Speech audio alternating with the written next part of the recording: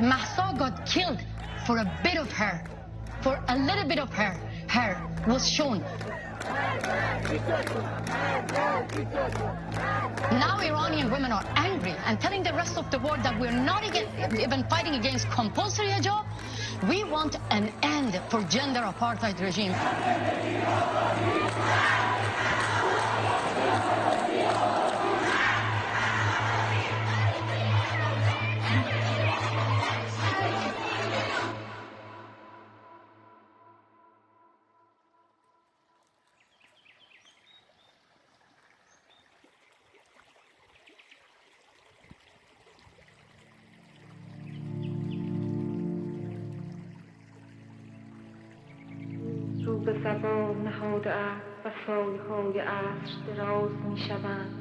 Alas, for the day is fading, the evening shadows are stretching.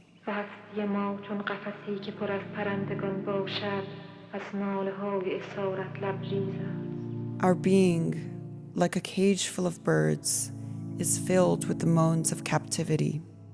This is a poem by the Iranian poet Furukh Farrokhzad, recited in her 1963 film, The House is Black, or Khane Siyast.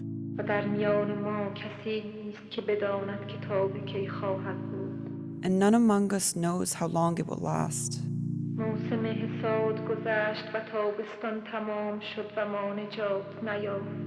The harvest season passed, the summer season came to an end, and we did not find deliverance. Farrokhzad was an artist ahead of her time. She wrote modern, subversive poems that explored topics like sex, depression, and women's liberation.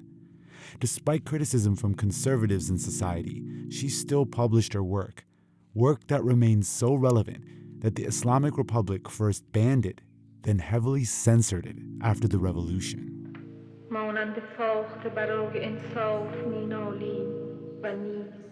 She died in 1967 at the age of 32, but remains a symbolic and prophetic figure whose work is indicative of the long history of the women's liberation movement in Iran.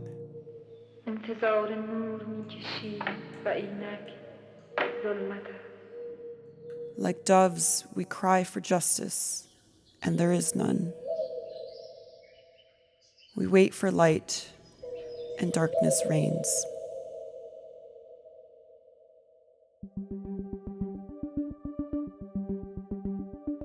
Demonstrations now erupting across the globe following the death of 22-year-old Mahsa Amini.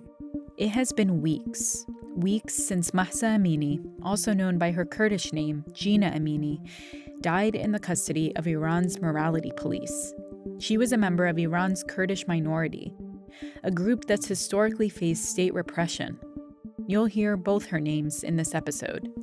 Amini was arrested by Iran's morality police for not wearing her hijab properly.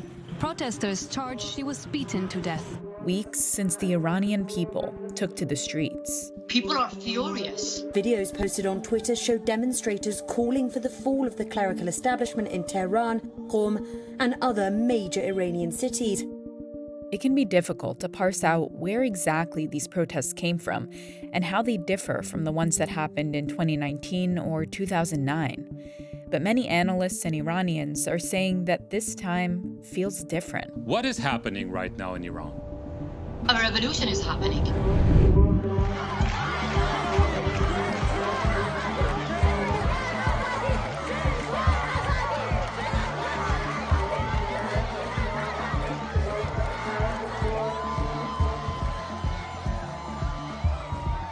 I was born in Iran and still have many connections there.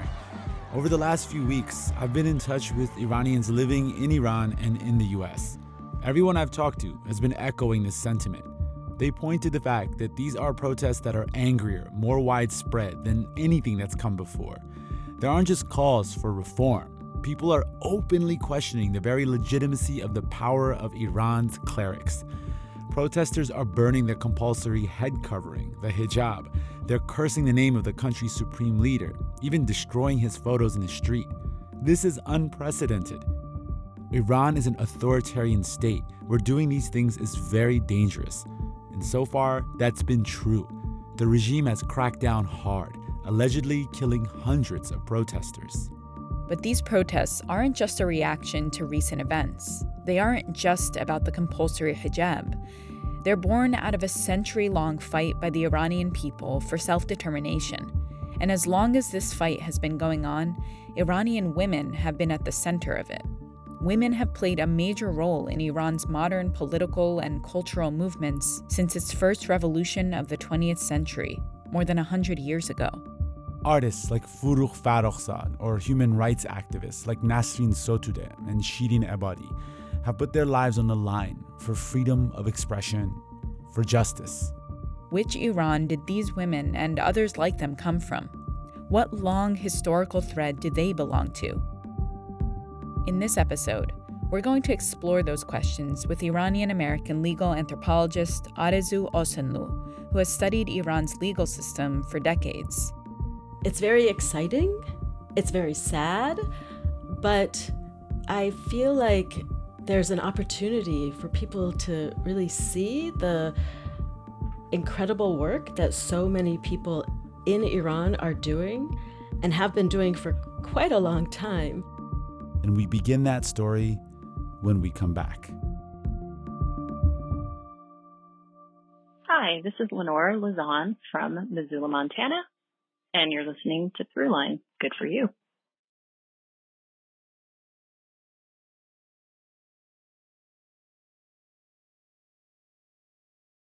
If you're listening as a subscriber to Throughline Plus, we just want to say thank you. And if you're not yet a subscriber and want to learn more about how to listen to the show without any sponsor breaks, head over to plus.npr.org/Throughline. Becoming a Plus subscriber helps support all of our work at Throughline. So we hope you'll join. Now, back to the show. Part 1. Where there are no rights, there are no duties. Sure. Yes. Hi, salam. Arzoo jan, khaste nabashi. This is Arzoo Osanloo, and this is Ramteen greeting her in Farsi, which they both speak fluently. I stepped on Anya. I'm sorry. Okay. That's not part of the project. And that amazing laughter is from Throughline producer Anya Steinberg, who showed up to record this interview in person. What a champ. Okay, so Arzoo is an anthropologist and a lawyer. And I'm a professor at the University of Washington in the Department of Law, Societies, and Justice. And I'm a legal anthropologist by training. A legal anthropologist, which means she studies legal systems like an anthropologist would by looking at all the parts of a culture that create a legal system. My first book is called The Politics of Women's Rights in Iran. To write that book, Arzoo did years of fieldwork in Iran where she interviewed activists, lawyers, government officials, and everyday citizens, especially women, who had to interact with the legal system all the time.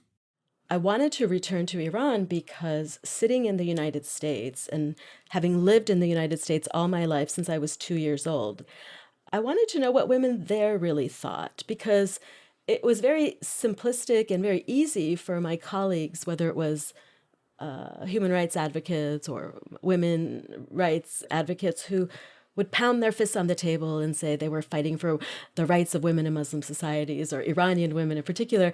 And when I went back to Iran in 1999, part of my project was to understand, where does this come from? This trope of the oppressed Iranian, Middle Eastern, Muslim woman, where does that come from? And the other was what's really happening in Iran? What do women really think?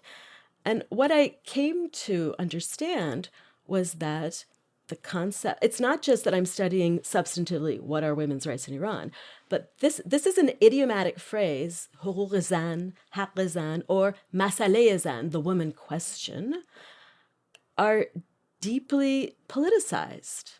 And so I needed to contextualize it.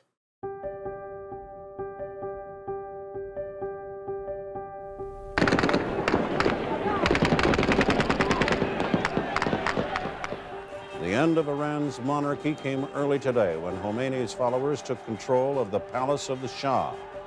Khomeini, almost unknown outside of Iran just a few months ago, returned a hero, the man who from long distance had led the revolution to topple the Shah. In 1979, a massive popular revolution happened in Iran that overthrew the country's Shah, or king. He was a dictator who was closely allied with the United States. He spent lavishly on himself and his family. He bought billions of dollars in weapons from the US. He embraced modernization and development. He jailed and killed people who opposed him. The popular movement against him started in the mid-1970s and included Iranians from all walks of life: students, women, leftists, Islamists, progressives, conservatives, old, young. The list goes on. And even though these groups disagreed about a lot of things, they all agreed that it was time to bring an end to the monarchy. And they found themselves a symbolic leader in Ayatollah Khomeini. He was a cleric who'd long opposed the Shah and had been living in exile for over a decade. While in exile, Khomeini was viewed as the spiritual guide for the revolution, a person who was the opposite of the Shah, as a kind of mystic, a progressive Muslim, above the pettiness of power and politics. He was like an empty canvas on which political groups could project their own ideas. My father, a leftist, was a supporter of and a participant in the revolution. He thought Khomeini would be a sort of guardian of the revolution's ideals. He even read Khomeini's speeches and books that were smuggled into Iran. On one occasion, the Shah's secret police force searched his house looking for them. My mother had already thrown the books away, knowing the danger they presented. But after the Shah left the country and Ayatollah Khomeini returned from exile, it became clear he wanted to be more than a spiritual guide. Ayatollah Khomeini, you seem to have had some success, you and your followers, in changing the government in Tehran. Do you have any feeling for how long it may be before there is an Islamic state in Iran? It is very close, and very soon we will announce a new government. Khomeini and his fellow clerics wanted power, and they were willing to take it by asserting their moral authority as religious leaders in a very religious country. Clerics would say this explicitly at the time. The leadership of the Islamic society find themselves responsible for everything that may have an effect on the development of the life in every aspect. In this way, we feel us responsible for politics, for economy, and for moral. For morals. Khomeini had read Plato's Republic as a young seminary student and loved Plato's idea of philosopher kings, a group of educated, enlightened men who would rule justly over a society. He thought, well, that's us, the clerics of Shia Islam, the form of Islam practiced by most Iranians. We should rule Iran. It's an idea called Vilayat-e-Faqih. So he and his fellow clerics started behaving this way.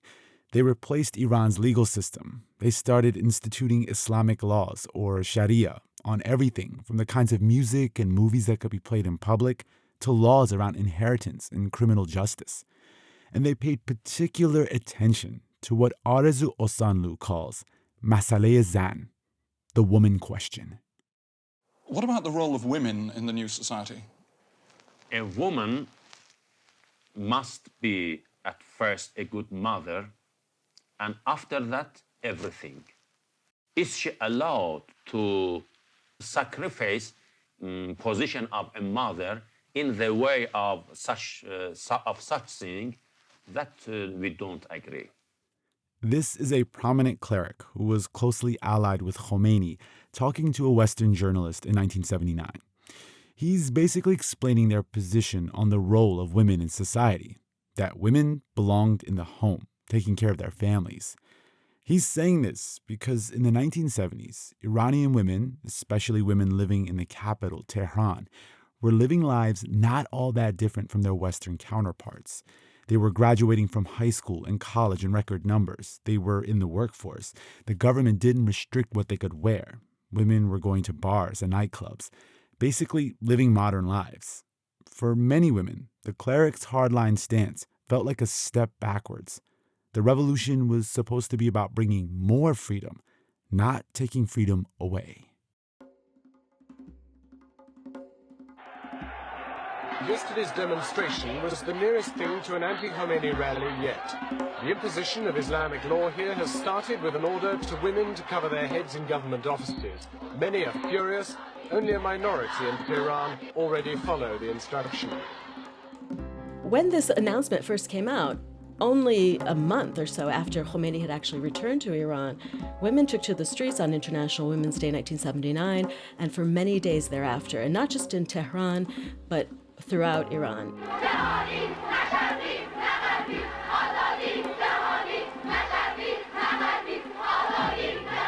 They called for their rights, and they used this language of rights. You can see even today they held up posters and signs that called for equality.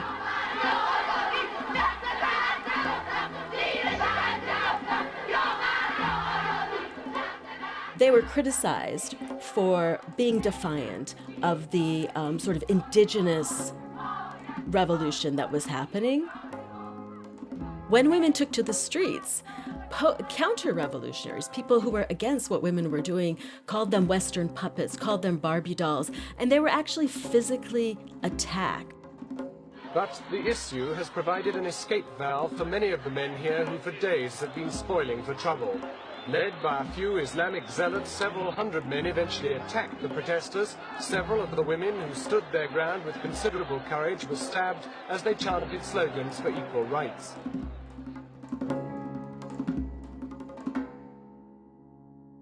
The state said, we don't need this language of rights. We don't need the language of democracy. These are Western concepts. And our mission is really to elevate society. But it was precisely this point where they turned to the question of women. And they said, number one, the family is the most important unit of society. We have no use for this Western individualism.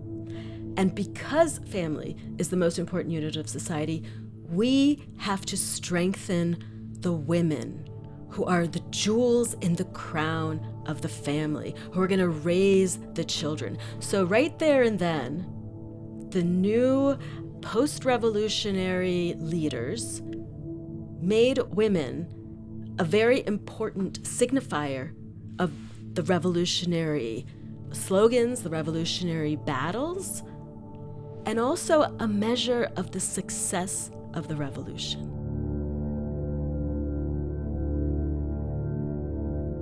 The Constitution that was written after the 1979 revolution actually has language to the point that I just made.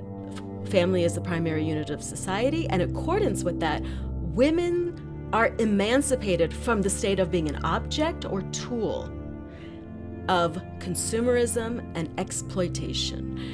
And this image of Iranian women wearing a headscarf would now show the world that Iran is no longer a puppet of the West. It's no longer going to focus on the individuated rights discourse or the individualism of the West, but is now going to focus on the family, exalting women, and women would be its signifiers, spreading that image of Iran to the world.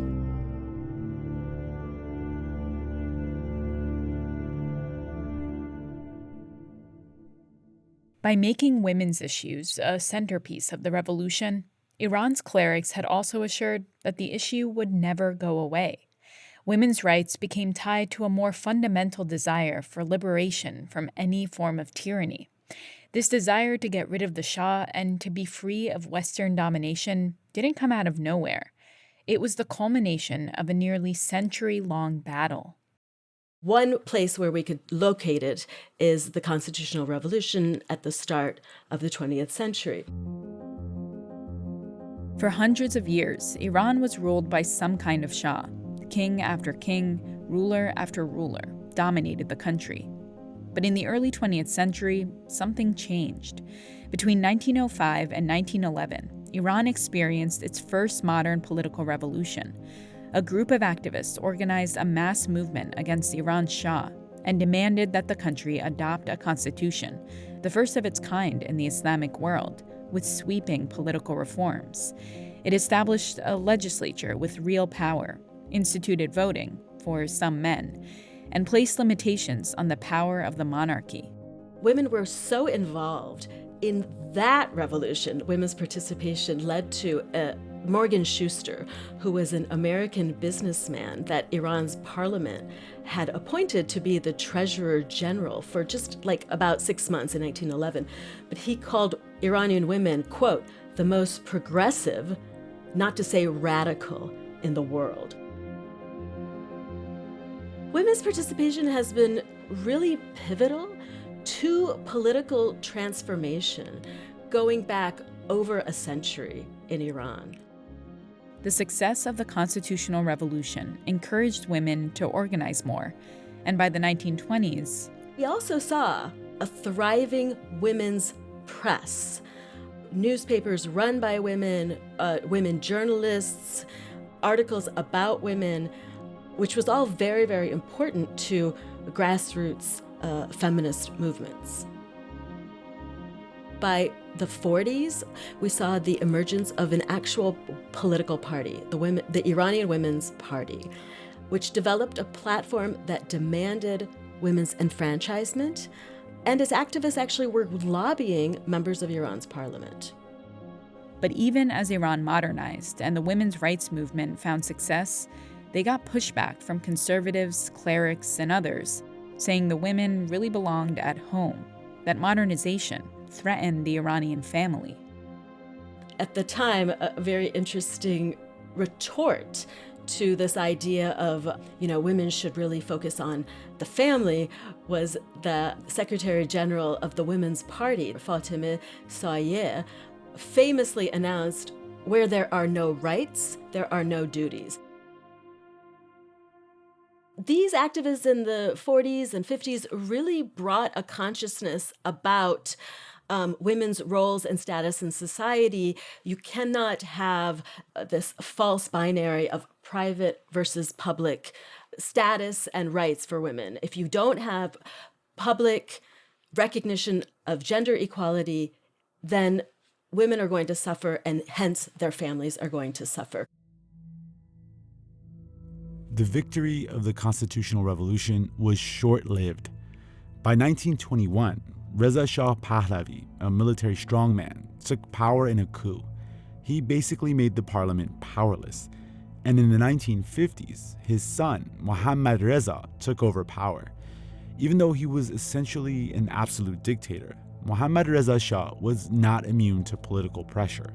In 1963, he introduced a reform program that was designed to modernize Iran. It included land redistribution and legal reform, and later on, an official plan for gender equality.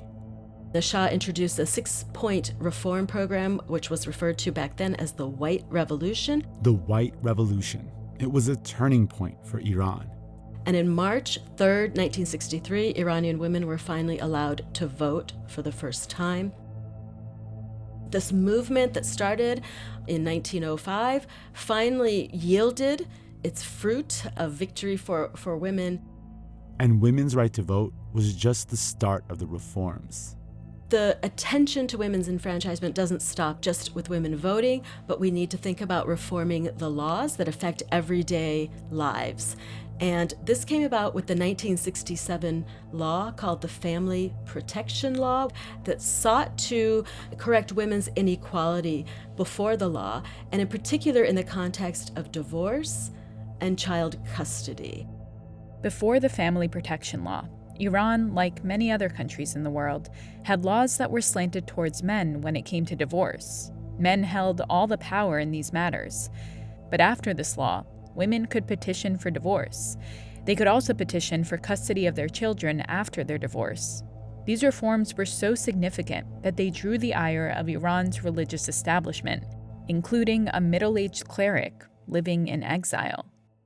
Khomeini issued decrees saying these were un-Islamic. Women who are divorced under this law are still married, and if they get remarried, then they're basically they're prostituting themselves out. So this became a very important wedge issue, if you will, in that period. Why a wedge issue? Well, it's important to note that as the opposition to the Shah heated up in the 1970s, his reforms were often associated with his pro-Western stance. So people would say that the reforms of the White Revolution were just more Western imperialism, consumerism, commodification, capitalism creeping into Iran. And so people from across the political spectrum who opposed the Shah, who considered him a Western puppet, began to view the hijab, for example, as a political statement, a rejection of the Shah. And once the revolution happened and Iran's clerics began to seize power, they used the hijab and other cultural wedge issues as a way to impose control over the country. And they were able to say that we actually have a monopoly not only on legitimate violence, which is what every nation state's leaders have, but now also the values that we are saying come from our faith as well. Khomeini would order the suspension of the family protection law first passed under the Shah. Suddenly, women weren't just ordered to wear hijab in public. They were banned from working certain jobs, they weren't allowed to dance in public, they weren't allowed to seek divorce without a court order. Men could just declare it verbally. And they had to get their husband's permission to travel out of the country. It was like the progress of the previous century was wiped away. But Arzoo says that ultimately, the Islamic Revolution wasn't just about Islam.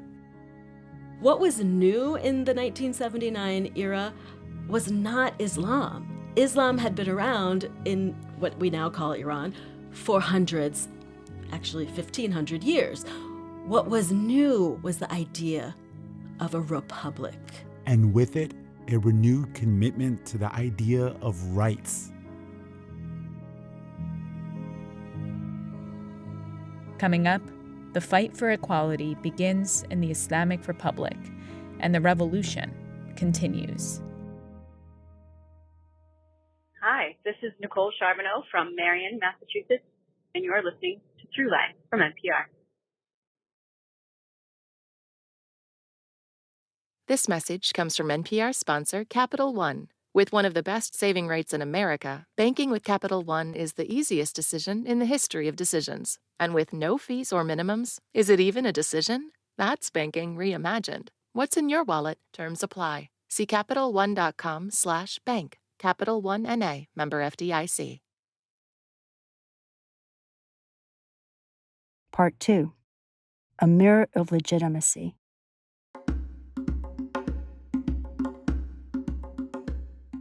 Two decades after the revolution, Arzoo Osanloo wanted to see up close and in person how women dealt with the legal system and how they were fighting for more rights. And I went and talked to a number of different lawyers, men and women lawyers. And I said, I want to talk about, how are women getting their rights in Islam? And they stopped me right there and looked at me and said, what are you talking about? We're a republic.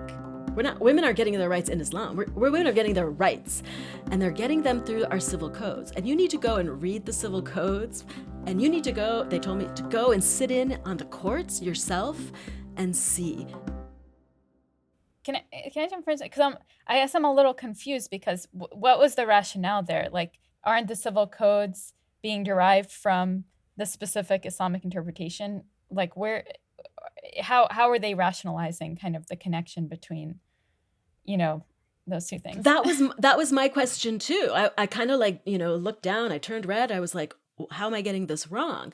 Well, actually, Iran has civil codes that are bodies of law that are derived in part from the Shad. Shad is short for Sharia law. But also, procedurally, they are civil codes that come from French and Belgian civil legal systems. So Iran's laws are not, let's say, you don't open the Quran and say, okay, where are women's rights there? They're actually codifications of interpretations that have been approved by several layers. After the revolution, a new constitution was ratified, and the country adopted a complicated civil code. The democratically elected parliament creates laws, which a non-elected body called the Guardian Council can then veto based on whether or not they think that law conforms to Islamic law. This Guardian Council is composed of lawyers and clerics, all men, of course. But the multiple layers of authority also left some wiggle room. If you can make a case to the Guardian Council, you can potentially carve out more individual rights and have them sanctified as Islamic law. It was a kind of loophole, or for women's rights advocates, an opportunity. What struck me at that time was this emphasis on the language of rights, what I call rights talk. This was everywhere I looked, on posters, on publicity, advertisements, newspapers, television, people I interviewed, people who were just like ordinary citizens who were going about their lives, and they said, well, I just want my rights, I just want what's my due. And the reason that this struck me was going back to the 1979 revolution, when women protested the repeal or the suspension of the family protection law and others. They were attacked for using the language of rights. They were attacked by the revolutionaries as, rights talk is Western imperialist discourse. But now this Islamic Republic, 20 years later, had sanctified and sort of legitimized a new rights talk as in conformity with Islam. And what's more, this is a state that in its constitution has privileged efforts to improve women's status and rights in the post-revolutionary era as one of the aims of the revolution. So suddenly what you have is the empirical measure of improvement in women's lives is now actually a measure of the success of the revolution. And I believe that this is something that the women who were very prominent at that time were holding up as a mirror of legitimacy to the state. The gauntlet was thrown. Women essentially said, if we're so important here, you'd better give us our rights. Let me just start with the marriage and family protection law. So this was suspended. It was never fully repealed. So there were some suggestion that some of the provisions were not in conformity with Islam, and some of these had to do with women being able to seek divorce. Now, what happened after the revolution was that this was taken away. However, the Civil Code did state a number of articles under this provision under which women would be eligible to seek a judicial divorce. So these included, if the husband is a drug addict, if the husband has left home, if the husband hasn't paid marital support for the wife and child. Women latched on those very few, like 5 provisions, and they started to fight. And they had to fight by going into court. And I have so many interviews with women who said, I know the laws better than any judge or cleric because I had to learn them and fight for my rights. Women in Iran said to me, you don't have rights if you don't go after them.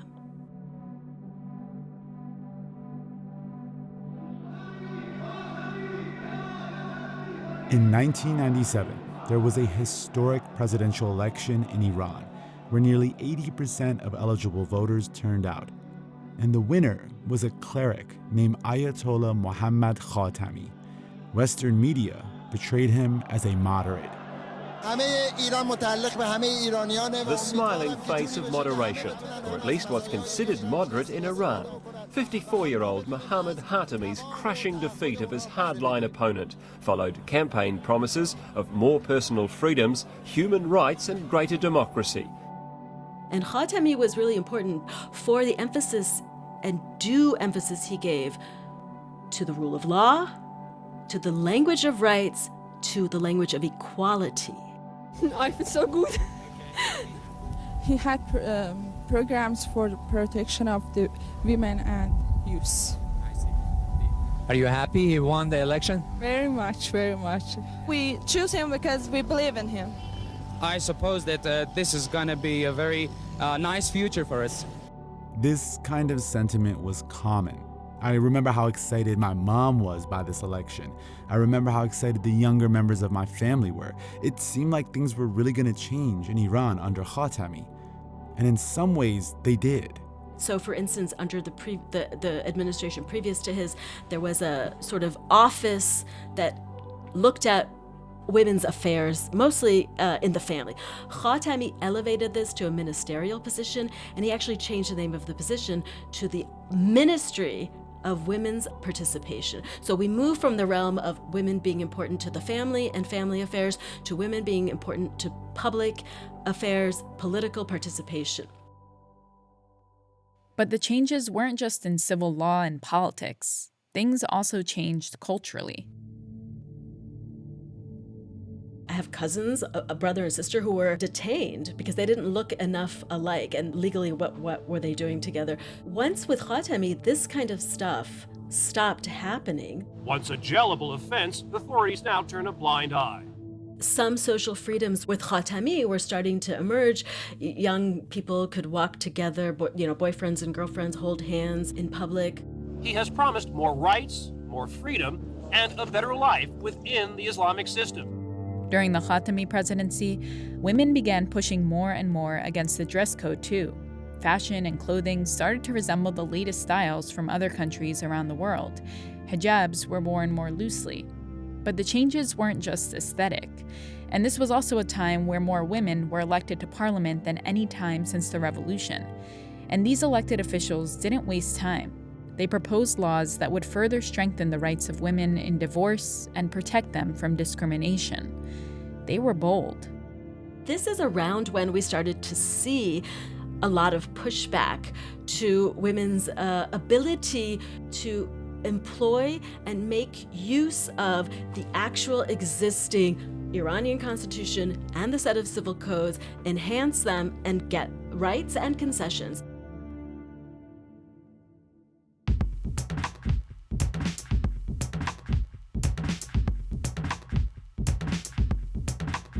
Coming up, Khatami leaves office, the clerics strike back, and the morality police come out.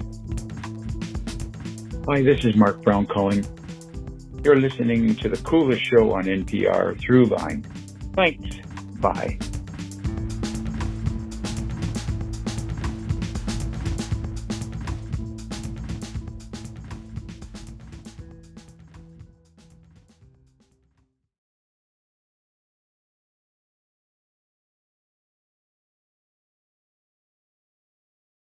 Part 3. The regime strikes back.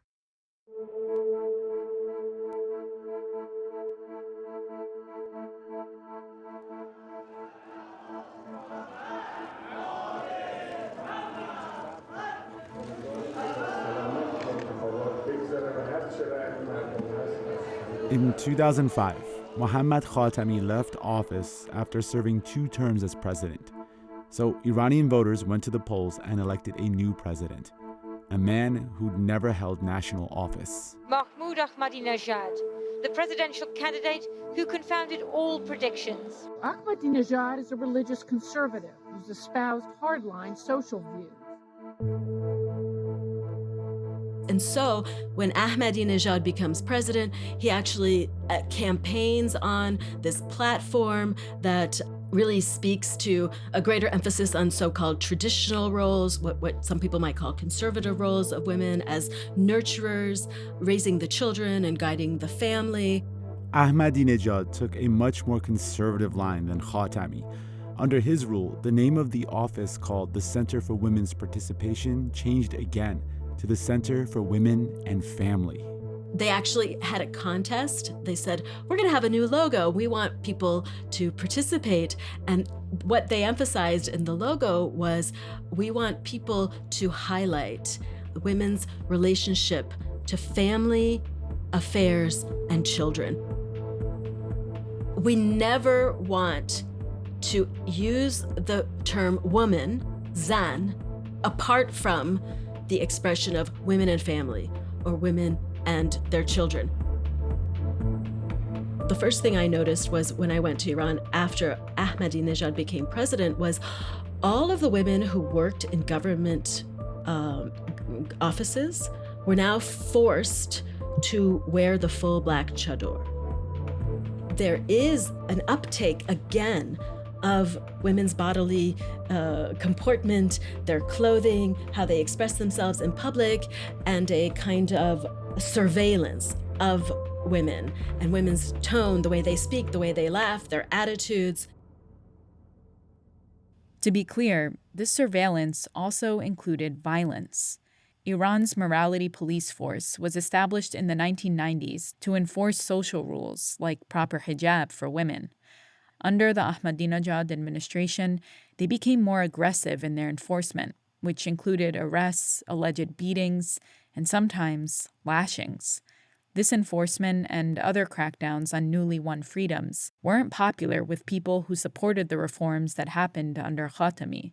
Iranians were not going to go back. So in 2009, when Ahmadinejad won his second term, protests erupted in what became known as the Green Movement. The incumbent, Mahsa Ahmadinejad, was announced as the overwhelming winner, but many Iranians refused to believe it. After a mass rally over charges of election fraud, protesters defied Friday's orders from Iran's supreme leader, Ayatollah Ali Khamenei. خاتمه ندم اون وقت مسئولیت تبعات اون هرج و مرج اون به عهده اونهاست. That was the voice of Iran's supreme leader, Ayatollah Khamenei, basically warning protesters that there would be consequences. And there were. Some estimate millions of people participated in the protest of the Green Movement. Government forces cracked down hard, killing people in the street and arresting thousands. The regime was willing to go to great lengths to scale back the reforms many people, including women, had fought hard to win.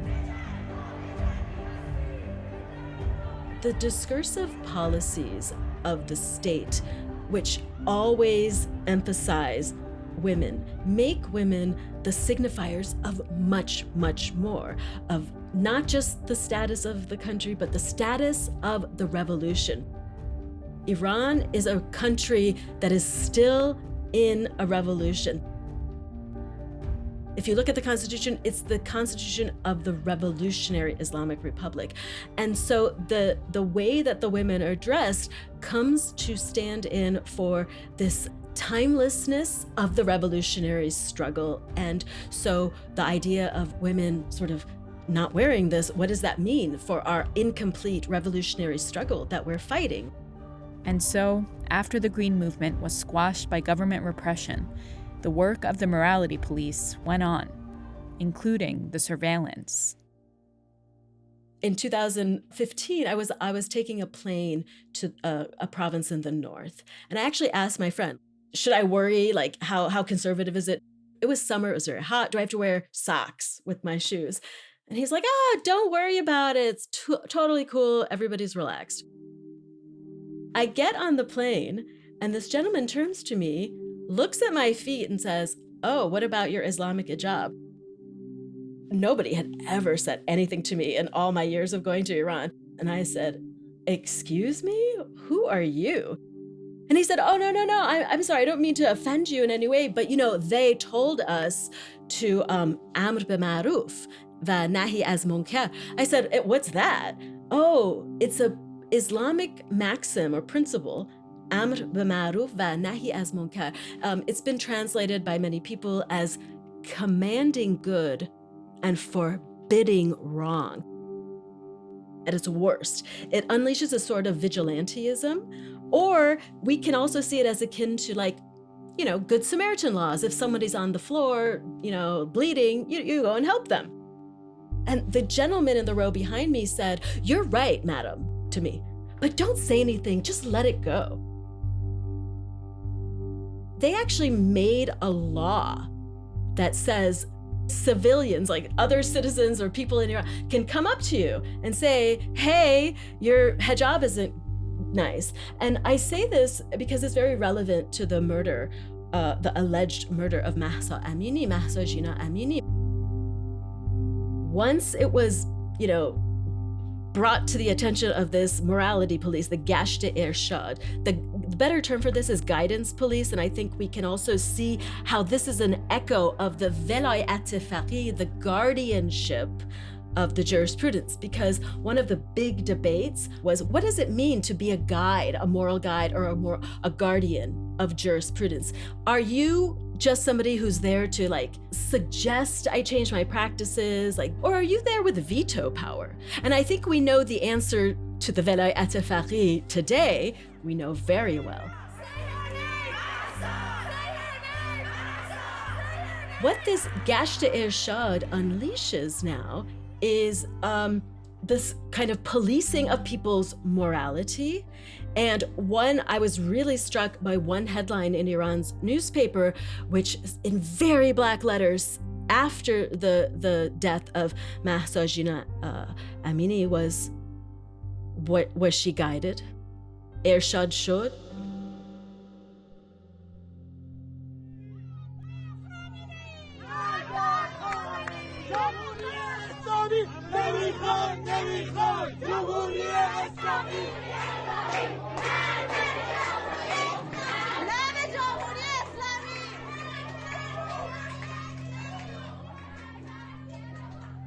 Iranian women are some of the most educated in the Middle East. They work in every area of society: doctors, lawyers, members of parliament. The clerics were never able to take those roles away. But that doesn't mean they still aren't trying to control women and, by extension, the entire society. It's a brutal cycle. People carve out more space and rights, and the regime tightens its grip in response. We have to ask, what does the severe enforcement by the state of women's dress codes mean in contemporary Iran? Because it's not just about Islam, it's not just about the state, it's about something greater, and it's about what women, not men, what women signify for the state beyond Iran, not just in Iran. It's a message about the Iranian Revolution. It's a message beyond even Iran's enemies. It's a message to Iran's allies. It's a message of the revolutionary values that have guided and led Iran's Islamic Republic since 1979. Most of the people protesting across Iran today were born after the 1979 revolution, like me. 2 generations who've only known life under an authoritarian regime that has used its own interpretation of Islamic law and values to control Iran. None of this is just about compulsory hijab. It's not even just about women's rights.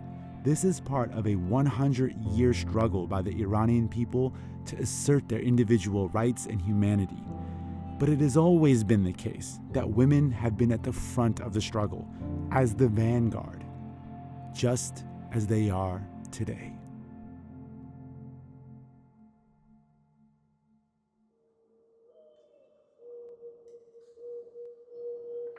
مانند فاخته برای انصاف مینالی و نیست انتظار نور میکشی و اینک ظلمت است.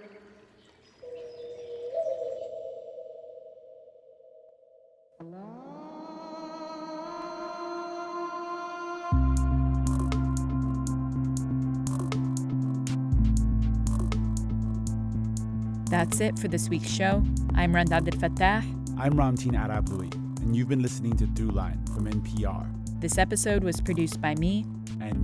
And Lawrence Wu, Julie Kane, Anya Steinberg, Yolanda Sangweni, Casey Miner, Christina Kim, Devin Katayama, Sanjukta Padar, Olivia Chilcote. Fact-checking for this episode was done by Kevin Vogel. Thanks to Diba Mohtasham and Dee Pervaz for their voiceover work. Thanks also to Tamar Charney, Anya Grunman, Micah Ratner, Jerry Holmes, Larry Kaplow, Shema Bayram, and Dee Pervaz for their assistance with this episode. This episode was mixed by James Willits. Music for this episode was composed by Ramteen and his band Drop Electric, which includes Anya Mizani, Naveed Marvi, Sho Fujiwara, And finally, if you have an idea or like something you heard on the show, please write us at throughline@npr.org or hit us up on Twitter at throughlinenpr. Thanks for listening.